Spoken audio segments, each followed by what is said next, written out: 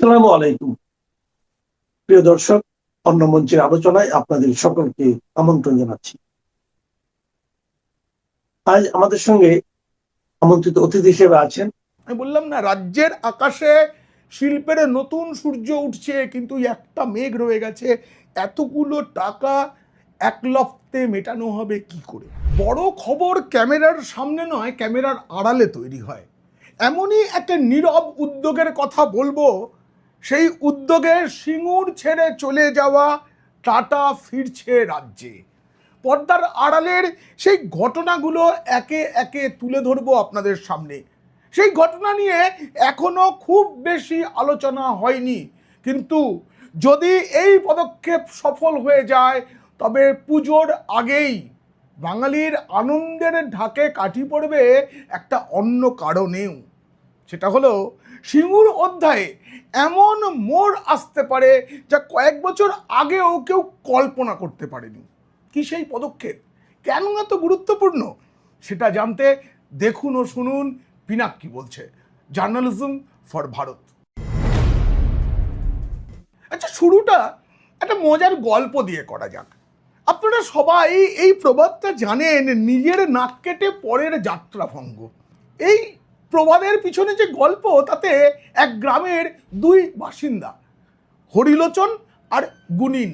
এই হরিলোচন সব সময় গুনিনকে হিংসা করত। গুনিনের গাছে কেন এত ভালো আম হয়েছে তাতেও হিংসা। এই যে হরিচরণ, সে একটা পুরনো কুসংস্কার মাথায় এলো, যদি কেউ বাণিজ্য করতে বেরোনোর সময় কোনো নাক কাটা মানুষকে দেখে তবে তার যাত্রা ভঙ্গ হয়। ব্যাস, পরের দিন সকালবেলা নিজের নাক কেটে গুনিনের বাড়ির সামনে, গুনিন বাণিজ্য করতে যাচ্ছিল, ওই নাক কাটা একটা মানুষের মুখ দেখে সে বাণিজ্য করতে আর গেল না, সে বাড়ি ফিরে যায়। সেদিন লস হয়েছিল গুনিনের, কিন্তু হরিচরণের কি হলো? সেদিন লস হয়েছিল গুনিনের, কিন্তু হরিলোচনের কি হলো? সারা জীবন তার নাক কাটা গেল। ঠিক এক অবস্থা আমাদের সততার প্রতীক নামে পরিচিত মমতা বন্দ্যোপাধ্যায়ের। হ্যাঁ হ্যাঁ, তিনি তো গর্বের মুখ্যমন্ত্রী ছিলেন। তিনি সত্যি করেই নিজের নাক কেটে অপরের যাত্রা ভঙ্গ করেছেন। সিপিএমকে, মানে বুদ্ধদেব ভট্টাচার্য যখন শেষ মুহূর্তে টাটাকে নিয়ে আসতে চেয়েছিলেন, তখন সেই নাক কেটে যাত্রা ভঙ্গ করেছিলেন সততার প্রতীক। আজ দেখুন না, কালীঘাটে তিনি বসে আছেন, তার দলের নাম অল কালীঘাট তৃণমূল কংগ্রেস। কালীঘাটে শুরু, কালীঘাটেই শেষ। কিন্তু মনে রাখতে হবে, বাংলায় টাটা নিয়ে যে ছড়া ছোটরা বলে টাটা বাই বাই, আবার যেন দেখা পাই, সেই আবার দেখা পেতে চলেছে বাংলা টাটাকে। টাটা আসছে, টাটা গাড়ি কারখানা করতেই বাংলায় আসছে। দেখুন, বুদ্ধদেব ভট্টাচার্য স্বপ্ন দেখেছিলেন, তিনি প্রয়াত হয়েছেন। রতন টাটাও চলে গেছেন। রতন টাটা বাংলা ছেড়ে যাওয়ার আগে এসে এক পুজোর মধ্যে তিনি বলেছিলেন, আমার কপালে বন্দুক ঠেকিয়ে ট্রিগার ধরে আমাকে রাজ্য থেকে তাড়ানো হলো। সিঙ্গুর থেকে গুজরাতের সানন্দে চলে গিয়েছিল টাটার ন্যানো কারখানা। যদি থাকতো তাহলে কি হতো কি হতো না সেটা পরের বিষয়। এখন রাজ্যে নতুন বিজেপি সরকার এসে ভোটের আগে যে কথা দিয়েছিল এবং ভোটের পরেও বারবার যা উচ্চারিত হয়েছে মুখ্যমন্ত্রী শুভেন্দু অধিকারী কিংবা বিজেপির রাজ্য সভাপতি শ্রমিক ভট্টাচার্যের মুখে, যে টাটাকে আমরা ফিরিয়ে আনবো। শুভেন্দু অধিকারী তো এমনটাও বলেছিলেন যে হাতে পায়ে ধরেও টাটাকে নিয়ে আসবো। সেই কথাটা বিজেপি রাখতে চলেছে। টাটা আসছে, আপনাদের না একদম পরপর বলবো কিভাবে টাটা ফিরছে রাজ্যে, সেই সুখবর দেব। কিন্তু অনেকে নিয়ে প্রশ্ন তুলবেন যে যখন টাটা এখান থেকে চলে গিয়েছিল তখন তো বিজেপিও মমতা বন্দ্যোপাধ্যায়ের সেই রাজনীতির সমর্থক ছিল। হ্যাঁ, জোট রাজনীতির অঙ্গ হিসেবে বিজেপিও সেই ভুল করেছিল, কিন্তু পাপ করলে তার প্রায়শ্চিত্ত করার সুযোগ তো থাকে। মমতা বন্দ্যোপাধ্যায় পরে বুঝতে পেরেছিলেন বড় ভুল হয়েছে, কিন্তু তিনি প্রায়শ্চিত্তটা করার চেষ্টা করেননি। উল্টে তিনি এই যে টাটাকে তিনি তাড়িয়ে দিয়েছেন, এই যে একটা বড় কাজ, এইটা ইতিহাস বইতে ঢুকিয়ে দিয়েছিলেন। সেই ইতিহাস বইতে মমতার পেছন পেছন জায়গা করে নিয়েছিলেন পার্থ চট্টোপাধ্যায়। হ্যাঁ, জেল খাটা পার্থ চট্টোপাধ্যায়। বেচারাম মান্না, এরা সব জায়গা পেয়ে গিয়েছিলেন। মদন মিত্র, অনেক অনেক অনেক, কত নাম বলবো, সেই ইতিহাস কিন্তু মুছে যাচ্ছে। মমতা বন্দ্যোপাধ্যায় ঘরে বসে দেখতে পাবেন সেটা। ঠিক একই সঙ্গে টাটা যখন ফিরছে, বিজেপি প্রায়শ্চিত্তর সুযোগটা কাজে লাগাচ্ছে।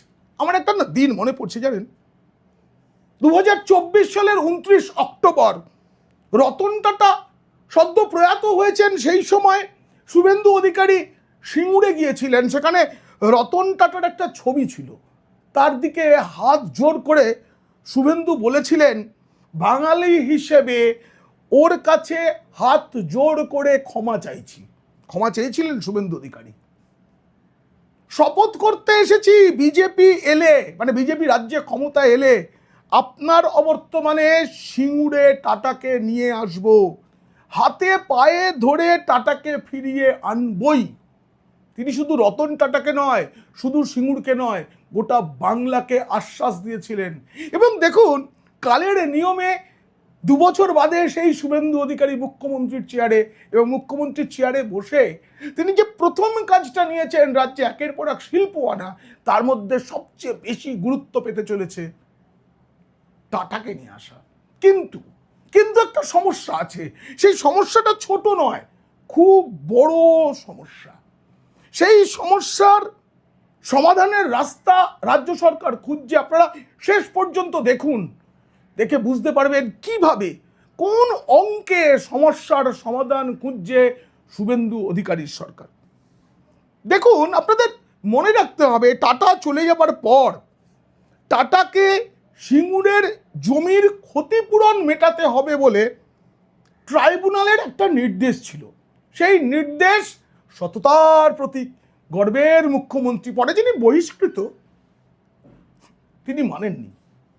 এবার টাটার সেই দাবি মানতে চায় রাজ্য সরকার। দাবি নয়, এ তো ট্রাইব্যুনালের নির্দেশ, মানতেই হয়। ইতিমধ্যেই রাজ্যের যিনি এখন শিল্প দফতরের সচিব বন্দনা যাদব, তিনি মুম্বাইতে গিয়েছিলেন, টাটা গোষ্ঠীর সদর দফতরে গিয়েছিলেন, সেখানে গিয়ে সরকারের অবস্থান জানিয়ে এসেছেন। যদি টাটা কর্তৃপক্ষ রাজি হয়, হচ্ছেও রাজি, খুব তাড়াতাড়ি এই রাজ্যের অর্থমন্ত্রী স্বপন দাশগুপ্ত এবং শিল্পমন্ত্রী তাপস রায় সঙ্গে সরকারি আধিকারিকদের নিয়ে মুম্বাইতে যাবেন, গিয়ে টাটা কর্তৃপক্ষের সঙ্গে যাবতীয় আলোচনা করতে তারা তৈরি। বিপুল টাকা দিতে হবে, জানেন তো। আর তাতেই একটা সমস্যা তৈরি হয়েছে।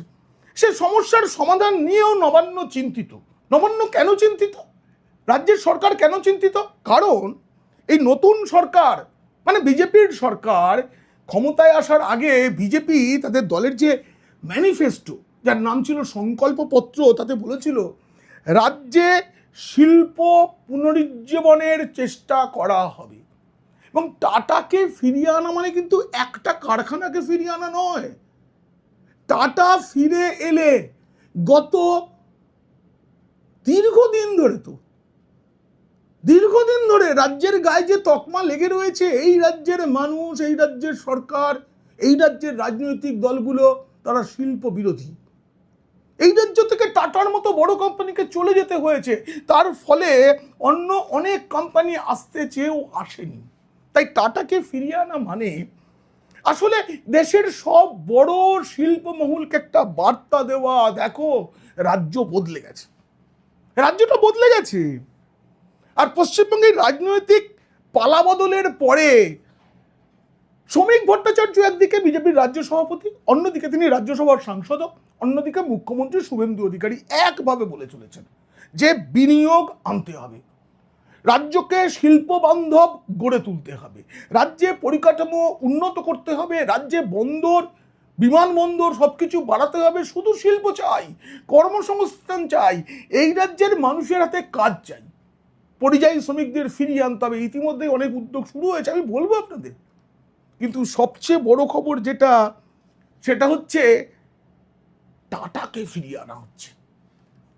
ছোট একটা সমস্যা আছে, ছোট নয়, বেশ বড় সমস্যা। সেটা কি করে মেটানো যায়, এটাই হচ্ছে এখন আমাদের কাছে চিন্তার। ইতিমধ্যে শুভেন্দু অধিকারী শিল্পমন্ত্রী এবং শিল্প সচিবের নেতৃত্বে একটি দল গড়েছেন।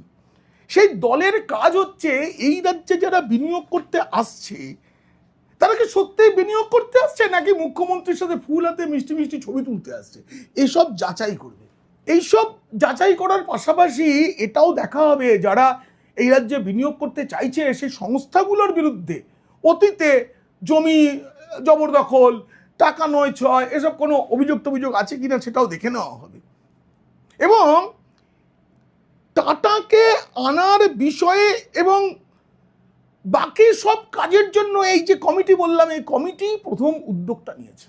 সমস্যাটা বলবো আমি, তার আগে আপনাদের জানা খুব দরকার এই যে উদ্যোগের অংশ, তাতে প্রথম 3 মাস, নতুন রাজ্য সরকারের প্রথম 3 মাসে কি কি বিনিয়োগ এ রাজ্যে এসে গেছে। এতদিন ধরে তো আমরা শুনেছি বিজিবিএস হতো এত কোটি টাকা, কিন্তু কখনো প্রকল্প ধরে বলা হতো না কোন কোম্পানি কত কিছু করছে। আমি আপনাদের তালিকাটা বলছি, মিলিয়ে নিন।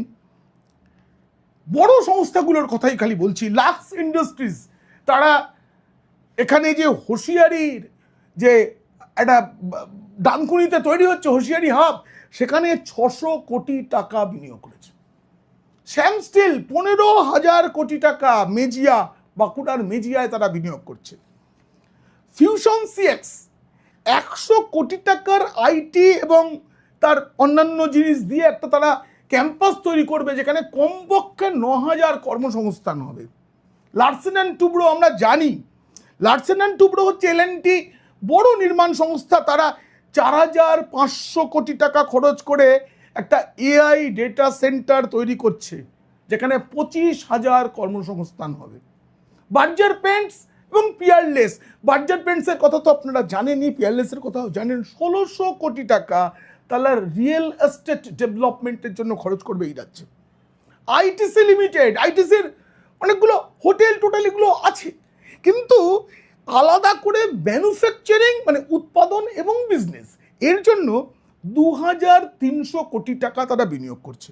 আমুল, ইতিমধ্যেই কেন্দ্রীয় স্বরাষ্ট্রমন্ত্রী রাজ্যে এসেছিলেন, আর মুখ্যমন্ত্রীও ছিলেন, শিল্পমন্ত্রী ছিলেন, সেখানে তার সূচনা হয়ে গেছে যে 650 কোটি টাকা খরচ করে একটা দুগ্ধ শিল্প, দই, মূলত দই উৎপাদনের একটা বড় কারখানা হতে চলেছে হাওড়ায়, যার ফলে শুধু কর্মসংস্থান সরাসরি তো হবেই, প্রত্যক্ষ পরোক্ষভাবে এই রাজ্যের যারা দুধ উৎপাদক সেই সব কৃষকদের বড় উপকার হবে। জেএসডব্লিউ ইনফ্রাস্ট্রাকচার 832.25 কোটি টাকা তারা বিনিয়োগ করছে কলকাতা ডক সিস্টেমে। মিৎসুবিশি, বড় সংস্থা, জাপানের সংস্থা মিৎসুবিশি, তারা ওই দুর্গাপুর পানাগড়ে ওখানে সেমিকন্ডাক্টর ফ্যাব্রিকেশন ফ্যাসিলিটি, সেমিকন্ডাক্টর ক্ষেত্রে তারা বিনিয়োগ করতে চলেছে। আদানি গ্রুপ, আদানি গ্রুপকে নিয়ে অনেক কথা তো শুনেছেন, বামেরা অনেক কিছু বলে, কিন্তু জানে না যে আদানি গ্রুপ যে বন্দর নির্মাণে এখন ভারতের গর্ব, গোটা বিশ্বে তারা যে মানের বন্দর নির্মাণ করে। এবং বহুদিন আগে এই রাজ্যে মানে আমাদের গর্বের মুখ্যমন্ত্রী যখন ছিলেন আর কি, বহিষ্কৃত যিনি, তার আমলেই আদানিদের সঙ্গে যোগাযোগ হয়েছিল, কিন্তু আদানিরা না বলে দেয়। এখন তারা 2,500 কোটি টাকা বিনিয়োগ করে গভীর সমুদ্র বন্দর করবে, এটা কথা দিয়ে দিয়েছে। এছাড়াও আদানিরা সুপার স্পেশালিটি হাসপাতাল তৈরি করতে চলেছে যেখানে অর্ধেক বেড থাকবে গরিবদের জন্য, সেখানে মেডিকেল কলেজও হবে। এইবারে বলি টাটার গল্পটা। টাটা যখন এই রাজ্য থেকে চলে গেল, তারা তো জমিটা পয়সা দিয়ে কিনেছিল, বুদ্ধদেব ভট্টাচার্যের আমলে শিল্প নিগমের থেকে কিনেছিল, তখন এমভিরাও ছিলেন তার প্রধান। এই টাটাকে যখন তাড়ানো হলো তখন যে মামলা হয় তাতে টাটা ক্ষতিপূরণ চায় এবং ট্রাইব্যুনাল সেই দাবি মেনে নেয়। ট্রাইব্যুনাল নির্দেশ দিয়েছিল, কিন্তু আগের যে সরকার, তৃণমূল সরকার, আর্থিক ক্ষতিপূরণ টাটা গোষ্ঠীকে দেব না এই ব্যাপারে হনর থেকেছে। তার ফলে কি হয়েছে, গোটা দেশে রাজ্যের যে ভাবমূর্তি সেটা নষ্ট হয়েছে, যে প্রাপ্য টাকা একটা কোম্পানিকে মেটানো হচ্ছে না। 2006 সালে টাটা এসেছিল, তারপরে তো কত আন্দোলন, ধর্না, অনশন, অনেক কিছু হলো। তারপরে 2008 সালে পুজোর ঠিক একদম আগে আগে বাংলা ছাড়ার ঘোষণাটা করে দেন রতন টাটা। তখন টাটা গোষ্ঠীর প্রধান ছিলেন, বলেছিলেন আমার মাথায় বন্দুক ঠেকিয়ে রাজ্য ছাড়া করা হলো। তখন গুজরাটের মুখ্যমন্ত্রী ছিলেন আমাদের এখনকার প্রধানমন্ত্রী নরেন্দ্র মোদী। তিনি তখন টাটাকে স্বাগত জানিয়েছিলেন, আপনি চলে আসুন, আমরা জমি দিচ্ছি, দিয়েছিলেন, সেখানে কারখানা হয়েছিল। কিন্তু 2011-তে রাজ্যে যখন পালা বদল হলো, দুটো পালা বদল হলো, 2011-য় হলো, আবার 2026 হলো, দুটো পালা বদলের মধ্যে ফারাকটা দেখুন। 2011-তে রাজ্যে ক্ষমতা বদল হলে মমতা বন্দ্যোপাধ্যায় মুখ্যমন্ত্রী হয়ে প্রথম বৈঠকেই ঠিক করলেন সিঙ্গুরের জমি চাষিদের হাতে ফিরিয়ে দেওয়া হবে। ভালো, চাষিরা জমি ফেরত পেলেন, কিন্তু কারখানাটা তো হলো না। সেই জমিরও অবস্থা এমন, সেখানে চাষবাসও করা যায় না, কারণ ওখানে তো সিমেন্ট, রড, অনেক কিছু মিশে রয়েছে। এইবার টাটা গোষ্ঠী রাজ্যের বিরুদ্ধে ট্রাইব্যুনালে একটা মামলা করে, ওই রায়ে চ্যালেঞ্জ করে আবার সুপ্রিম কোর্টেও গিয়েছিল পরে রাজ্য সরকার। কিন্তু প্রচুর টাকা খরচ হয়েছে, আপনার আমার করের টাকা আইনজীবীরা খেয়েছে, তাদের পুরো টিম খেয়েছে, তারা অন্য সুযোগ সুবিধা পেয়েছেন এই রাজ্যের থেকে। তো আমরা জানি যে বড় বড় আইনজীবীরা শুধু শুধু এই রাজ্যের মামলা লড়েননি, কিন্তু সুপ্রিম কোর্টে এই মামলাটা খারিজ হয়ে যায়। 2023-এর অক্টোবরে 3 সদস্যের ট্রাইব্যুনাল সিঙ্গুরে ন্যানো গাড়ি প্রকল্পের ক্ষতিপূরণ হিসেবে 765 কোটি 78 লক্ষ টাকা, মোটামুটি 766 কোটি টাকা মেটানোর নির্দেশ দেয়। এই নির্দেশের সময় ট্রাইব্যুনাল বলেছিল 2016 সাল থেকে, মানে 2016-র 1 সেপ্টেম্বর থেকে যতদিন এই টাকা ক্ষতিপূরণের এই যে 766 কোটি টাকা এটা মেটানো না হচ্ছে, গোটা টাকার উপরে 11% হারে সুদ দিতে হবে। এই সুদটা দিতে হবে কাকে?